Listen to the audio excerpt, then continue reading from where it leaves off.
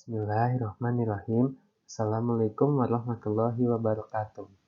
Perkenalkan, nama saya Rizka Sibentar dari kelompok 2 kelas RPL 1B. Pada kesempatan ini saya akan mempresentasikan tentang potensi virtual reality dalam bidang kerja. Langsung saja kita bahas. Nah, sebelumnya kita perkenalkan terlebih dahulu apakah itu virtual reality. Secara bahasa, virtual reality artinya realitas virtual atau realitas maya.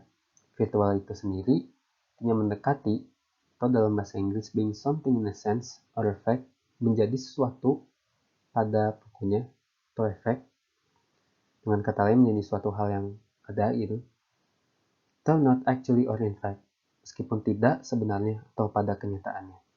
Dalam istilah komputerisasi, tidak ada secara fisik, tapi dibuat oleh perangkat lunak untuk muncul. Nah, realitas artinya keberadaan atau kenyataan. Sehingga virtual reality artinya mendekati kenyataan secara bahasanya. Asal muasal istilah virtual reality ini belum diketahui secara pasti. Kemungkinan karena sulitnya merumuskan definisi atau konsep keberadaan alternatif. Istilah virtual reality ini pernah digunakan pertama kali dalam konteks ilmiah fiksi dalam salah satu novel karya Damien Brodett. Namun dalam istilah teknologi yang kita miliki saat ini, virtual reality adalah teknologi yang membentuk lingkungan yang disimulasikan oleh komputer atau computer generated simulation, di mana pengguna dapat berinteraksi dengan lingkungan tersebut melalui alat bantu elektronik seperti kacamata dan sarung tangan yang didesain khusus dengan dibantu alat sensor untuk mendeteksi interaksi yang kita lakukan. Teknologi yang kita bahas saat ini ternyata memiliki beberapa jenis. Secara umum ada 3. Pertama, virtual reality. Virtual reality atau VR ini seperti yang dijelaskan sebelumnya, mensimulasikan lingkungan yang dibuat oleh komputer. Pengguna diharapkan dapat memberikan pengalaman yang imersif dalam lingkungan yang sepenuhnya virtual. Kita ambil contoh misalkan dalam dunia game, kita seolah-olah berada dalam dunia tersebut berperan sebagai protagonis. Atau contoh lainnya, mengunjungi puncak gunung melalui teknologi VR. Jadi seolah-olah kita berada di puncak gunung, tapi sebenarnya kita dalam ruangan khusus menikmati pemandangan melalui teknologi VR. Nah, selanjutnya ada augmented reality. Augmented reality ini memasukkan dunia virtual itu ke dalam dunia nyata. Kita ambil contoh aja game yang terkenal nih, salah satunya Pokemon Go.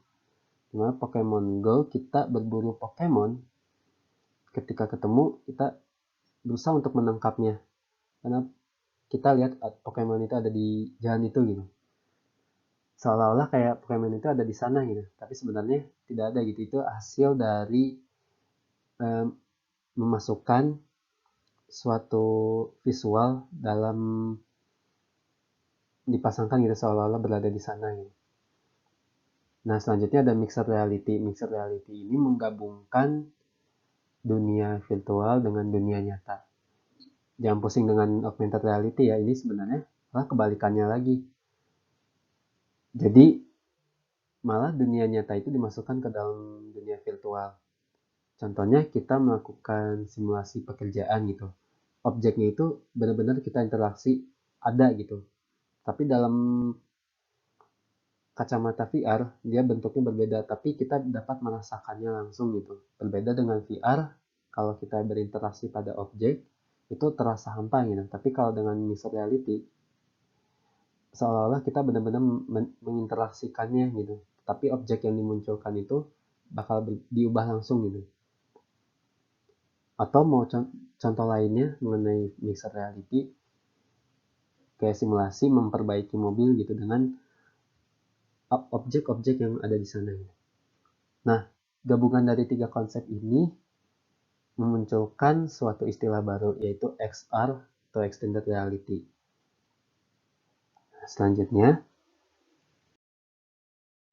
perkembangan VR. VR ternyata mulai diluncurkan secara komersial sejak tahun 1990-an dengan hadirnya perangkat headset VR bagi konsumen. Walaupun masih terbatas dengan performa perangkat keras atau hardware pada saat itu.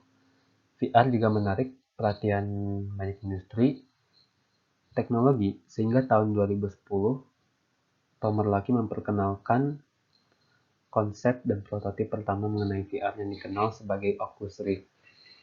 Sekitar tahun 2015, Valve Software juga tertarik untuk mengembangkan produk VR dengan kerjasama bersama HTC.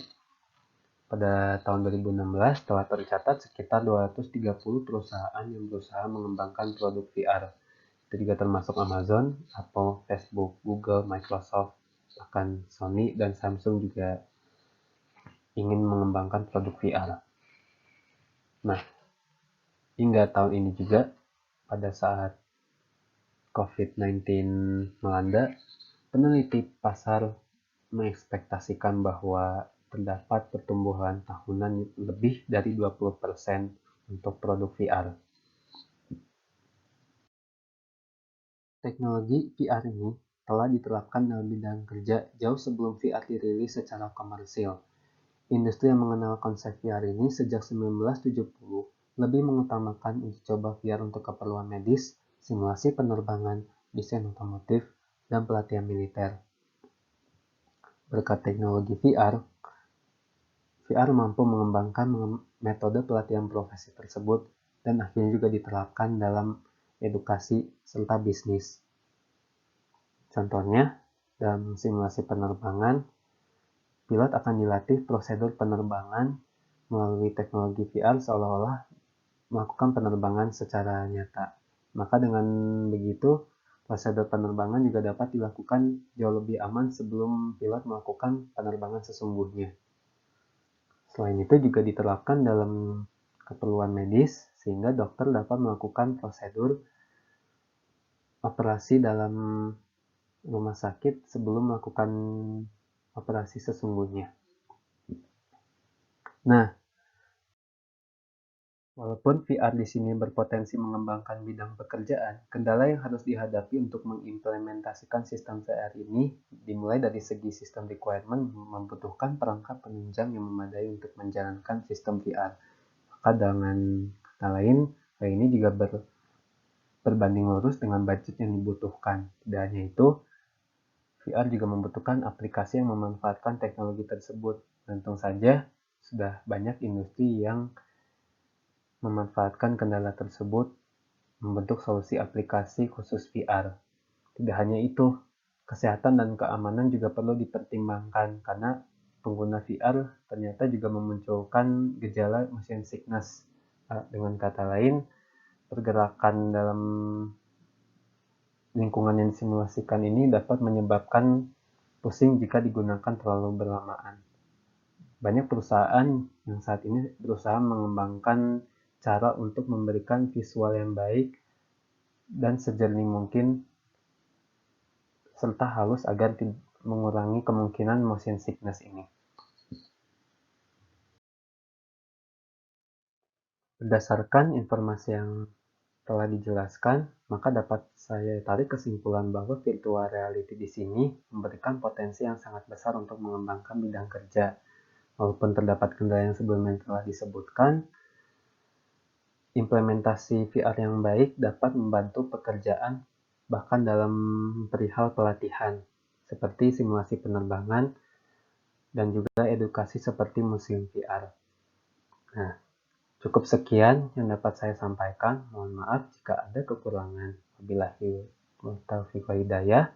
Wassalamualaikum warahmatullahi wabarakatuh.